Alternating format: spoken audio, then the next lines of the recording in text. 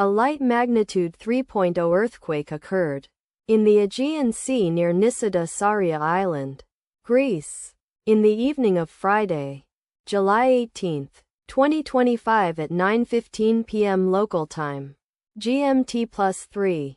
The quake had a very shallow depth of 5.2 kilometers, 3.2 miles, and was not felt, or at least not reported so.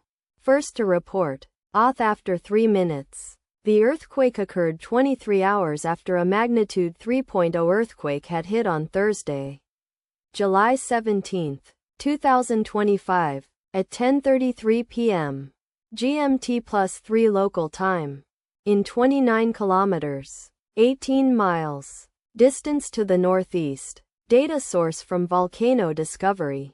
Did you feel it? Let us pray. May the earthquake that occurred not affect our brothers and sisters there.